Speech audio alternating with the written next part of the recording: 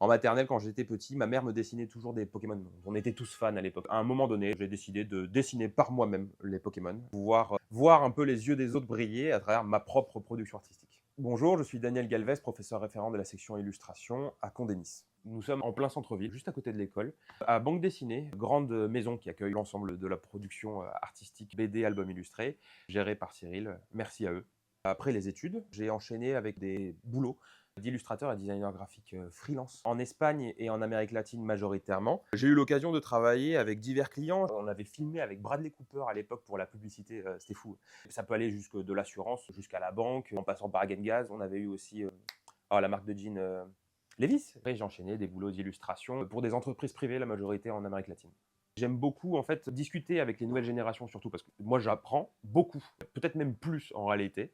Pour la valeur de transmission, je trouve que c'est un merveilleux héritage qu'on peut donner aux nouvelles générations de leur transmettre ce qu'on a appris avant. Ce que j'aime transmettre le plus, ça paraît contradictoire parce que c'est pas forcément le dessin, c'est la capacité à communiquer efficacement, trouver d'autres clients et surtout s'ouvrir à autre chose que votre salon. Je pense que le plus important dans la section, c'est de tout de suite rentrer dans le bain de l'extérieur de l'école, en contact avec les futurs clients et ou partenaires. Donc on intègre très rapidement et tout au long de la section des partenariats. L'un des plus marquants, ça a été Maléfice avec la maison d'édition Arcana Asylum, Mathieu Saintou, qui était venu en plus voir les élèves, communiquer avec eux, leur expliquer ce qui fonctionnait, ce qui ne fonctionnait pas. Et à la suite de ça, 2 élèves ont eu un contrat d'édition. Une phrase qui m'a accompagné tout au long de ma parcours, depuis que je suis tout petit. Je le fais en espagnol, mais parce que je le dis toujours comme ça aux élèves, c'était «Mantén el interés en tu propia carrera, aunque sea humilde, es una verdadera posesión en las cambiantes fortunas del tiempo». Cette phrase m'a beaucoup marqué et touché parce que la compétence qu'on acquiert durant notre formation, même quand on se forme derrière après avec l'école et avec les professionnels, ça c'est une véritable richesse, une véritable possession que l'on va garder pour toujours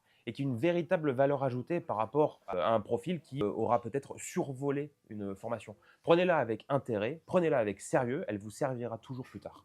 Aujourd'hui, j'ai créé une maison d'édition, de bande dessinée album illustré, qui est déjà en train de transitionner vers le lien et la synergie entre le papier et les nouvelles technologies. J'ai publié Mon Petit Bébé, qu'on voit ici, qui est le premier d'une série de 4, donc Les Guerres légumières, tome 1, dans la gueule du loup.